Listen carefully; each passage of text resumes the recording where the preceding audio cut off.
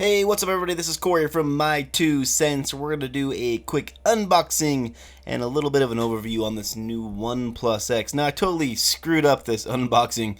I actually lost my footage, so we're going to recreate it in this reenactment that you might have seen on Lifetime TV for phones. So we're going to open this box up. It's got that nice little red undertone to it.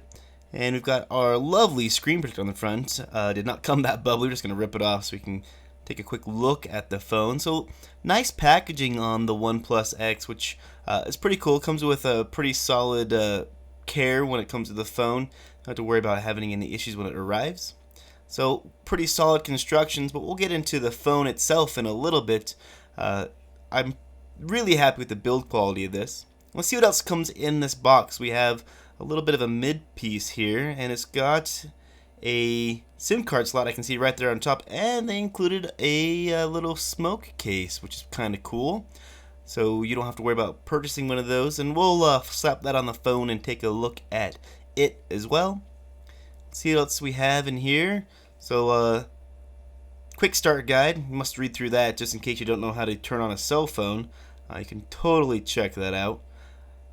We have our charge cable. So this is not like the OnePlus 2. So this is a micro USB and then a USB-A.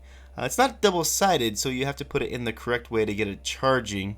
It still looks cool. It's got a good presentation, but definitely not as functional as what you'd see on the OnePlus 2. But this is a budget phone, so you can't expect all those same goodies. So one thing is it's a little tricky to figure out exactly what side is up unless it has the piece on it that you put in there. So it took me a little thinking to figure out really how to put this in to gain a charge off of it. I mean, it's cool, but I don't know.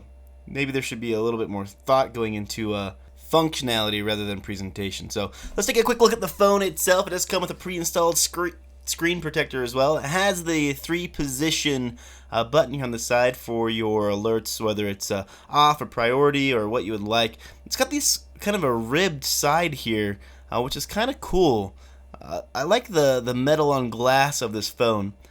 Downward facing speakers, and then we have our micro USB here as well. And then on the opposite side we have our power button, which is slightly textured, same as the volume up, volume down rocker. And we do have our SIM card slot as well as our SD card slot here as well. So you can expand this up to 128 gigs, which is pretty cool. Microphone and a 3.5mm headphone jack. On the back you have a metallic OnePlus logo, your rear-facing camera, and the flash. And the one thing that's cool about this camera is it is flush. There's no raised portion. In fact, it's slightly indented. So if you set this down flat on a clean surface, you won't have any scratching against that lens. So it's a solid phone. I mean, the build quality, this is pretty fantastic. Compared it to like a Moto G3, I mean, it feels a little bit more premium. I mean, the Moto G, you could feel that the back was plastic, kind of wiggled a little bit. This, you don't have that problem. The buttons on this don't light up at the bottom, so the capacitive buttons don't have a backlight, which is a little weird, but I guess you get used to it. You have your earpiece speaker in the front, and your front-facing camera there as well. So what does this phone have in it? It has a Snapdragon 801 2.3 GHz quad-core processor, 3 gigs of RAM, internal storage of 16 gigs, but you can push that up with that micro SD card to 128. The camera on this is a 13 megapixel. It does have the flash, and the front-facing camera is actually a 8 megapixel camera. Now, I haven't been able to test this camera out a ton, but I hear it gets slightly poor performance, so something to keep in mind and something to kind of check out as well. Glass all the way around, which is Gorilla Glass 3.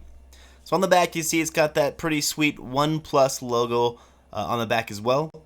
And being an all-glass phone, as you can imagine, this thing is a fingerprint magnet. So it does have that included case, and it's probably something you're going to want to put on it and keep on it to keep those fingerprints off. Now, it does have a 25 milliamp battery, so with the processor and the screen, you're probably going to get decent performance out of this phone. Now, the one feature that it did come with that's different than most phones is it did come with a case. Now, the Moto X does come with a bumper as well, but this is a budget phone. So let's take a look at this case here real quick and see if it's something you're going to want to keep or something you're going to want to take off and put something new on. So it does give you the slider open. It's got this little grippy thing down here, which can help you hold the phone. So full access to the notification slider up there as well.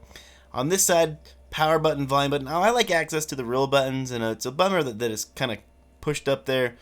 You have access to the downward facing speakers, micro USB, good cutout, but the one thing is the cutout for the 3.5mm headphone jack here isn't going to fit a large majority of headphones out there with those premium braided cables. So solid cutouts for the camera as well.